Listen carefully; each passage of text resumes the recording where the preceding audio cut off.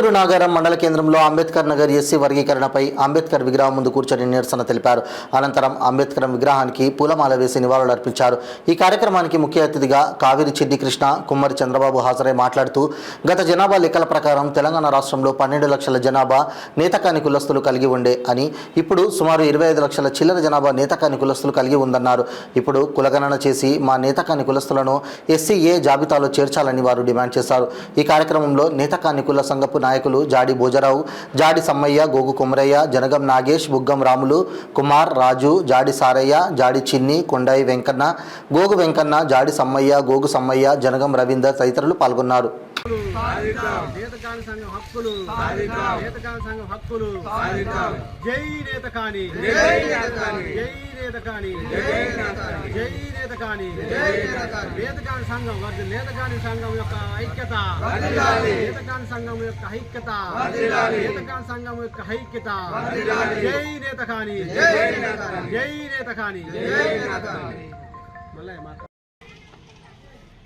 మరి భారతదేశంలో సుప్రీంకోర్టు కులాల ఎస్సీల వర్గీకరణ అనే తీర్పు సుప్రీంకోర్టు వెలువడడం జరిగింది.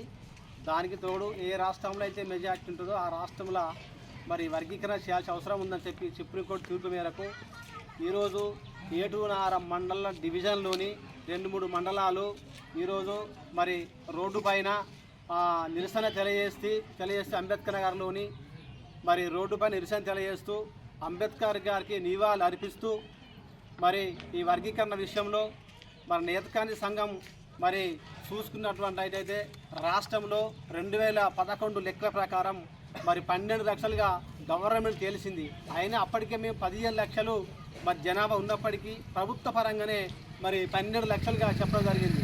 కానీ ఇప్పుడు లెక్క చేశారు. ఇప్పుడు ఈ లెక్కల్లో మాత్రం 20-25 లక్షలు మన నేతకాని రాష్ట్రంలో మొత్తం మీద నేతకాని సంఘం 20 నుండి 25 లక్షలు మరి ఉన్నది. ఎందుకంటే మా సంఘ నాయకులు మొత్తం ఎక్కడికక్కడ మరి మండల కమిటీలు వేసి మా లెక్కలు మా కుల సంఘం దగ్గర ఉన్నాయి.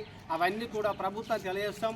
అదేవిధంగా నేతకాని కులం అనేది గతంలో బ్రిటిష్ కాలంలో గతంలోనే మరి కోయలతో సమానంగా ఉందని చెప్పి బ్రిటిష్ నిర్ణయించడం జరిగింది. ఈ నేతకాని వల్ల ఇప్పుడు దాదాపు ఎస్టీలు ఏ పని చేస్తే మేము గోదావరి పరిహాక ప్రాంతంలో నివసిస్తూ ఉన్నాం, అట్టడుగు వర్గంలో ఉన్నాం, ఎస్టీల కన్నిక దీనంగా ఉన్నాం. కోపిరి, సీపురి, అడవి ఉత్పత్తుల మీద మరి మేము బతుకునే వాళ్ళం. మేము ఇప్పటికి కూడా అడవి ఉత్పత్తుల మీద మేము ఆధారపడి జీవిస్తాం, కూలీనాలు చేసుకుంటూ ఉన్నాం. భూములు కూడా ఏమాత్రం లేవు, ఎంతో కొంత ఉంటే ఏమాత్రం పట్టాలు లేకుండా మేము నిర్వహణ చెబుతూ ఉన్నాం. కోడి భూములు కొట్టుకుంటే పట్టాలు లేవు, ఉండ భూమికి పట్టాలు లేవు, ఇండ్లు లేవు. ఏమాత్రం కూడా ప్రభుత్వం ఆదుకునే పరిస్థితి లేకపోలేదు. ఇంతవరకు ఆదుకోలేదు. కులాన్ని గుర్తించిన సంఘటనలు ఉన్నా కూడా మాకు ప్రభుత్వం మా కులానికి అసలే అందట్లేదని మరి ఈ సభాముఖంగా తెలియజేస్తూ అట్టడుగు వర్గంలో ఉన్నాం కాబట్టి ఈ నేతకాని సంఘం కులానికి కులగణన చేసిన తర్వాత ఏలో కలపాలని ప్రభుత్వం డిమాండ్ చేస్తూ ఉన్నాం. ఎందుకంటే మాది గతంలో మరి చంద్రబాబు హయాంలో అప్పుడు సర్వే జరిగినప్పుడు మన సీకి వెళ్ళిపోయింది.